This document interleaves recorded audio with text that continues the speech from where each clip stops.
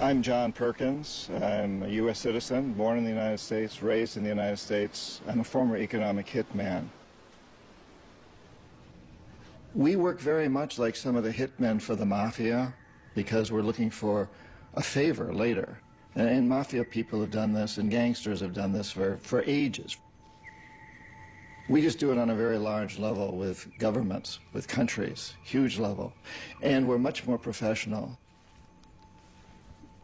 We do this in many ways, but perhaps the most common is that economic hitmen will identify a country that has resources our corporations covet, like oil. And then we arrange a huge loan to that country from the World Bank or one of its sister organizations. But the money never actually goes to the country. Instead, it goes to our own corporations to build big infrastructure projects in that country. Things that benefit a few very rich people in that country, as well as our own corporations, but don't help the majority of the people who are too poor. But these people, the poor people, are left holding a huge debt, and it's so huge that they can't possibly repay it. But in the process of trying to repay it, they create a situation where they can't afford to have good health programs or educational programs. So we economic hitmen go back in and we say, listen, you owe us a lot of money, you can't pay your debts, so give us a pound of flesh. Sell your oil real cheap to our oil companies, or vote with us on the next critical United Nations vote, or send troops in support of ours to someplace in the world, like Iraq. And in that way, we've really managed to create this empire. Because the fact of the matter is, we write the laws. We control the World Bank. We control the IMF. We even control the United Nations to a large degree. And so we write the laws. So the things economic hitmen are not illegal. Putting countries in huge debt and then demanding favors in return, that's not illegal. It should be. It isn't.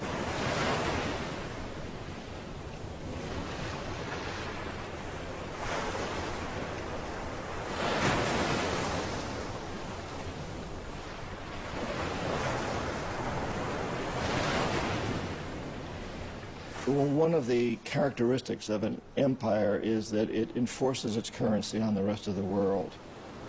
And we've really done that with the dollar. So in 1971, the United States had a tremendous amount of debt, and a lot of this was the result of the Vietnam War. And we were on the gold standard. So some of these other countries decided to call in their debts in gold because they didn't trust the dollar. Nixon refused to pay in gold, in fact took us off the gold standard because he knew he couldn't pay in gold. We didn't have the value. And so very quickly after that, we went on the oil standard. And I was a large part of that deal that we struck with Saudi Arabia, insisting that OPEC only sell oil in dollars. And so suddenly the dollar moves from the gold standard to the oil standard, which in many respects is a much more important standard because oil is intrinsically more valuable than gold in this day and age. And so suddenly the world can only buy oil for dollars, and the dollar is a very, very important currency. Today, the United States, once again, is a bankrupt country. We have huge amounts of debt, more debt than any country's ever had in the history of the world before. And if some other country to call that debt in a currency other than the dollar, we'd be in very, very serious trouble. Right now, they're only calling it in dollars because oil is the big commodity, and you can only buy oil in dollars. But Saddam Hussein threatened to sell oil for something other than dollars just before he was taken down.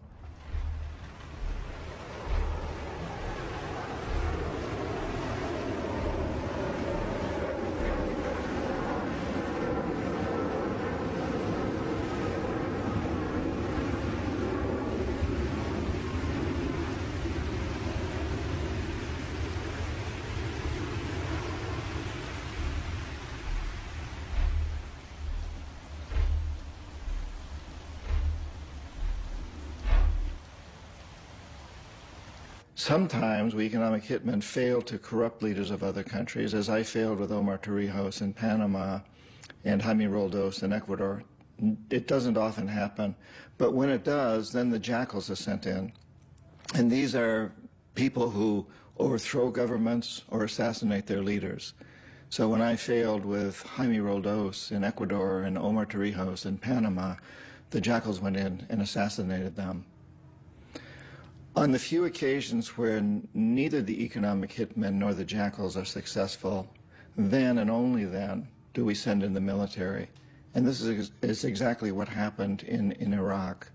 An economic hitman could not corrupt Saddam Hussein, could not bring him around. The jackals couldn't take him out, and so the military was sent in. The first time we sent the military in 1991, we destroyed his military and figured that he had been sufficiently chastised that now he would come around.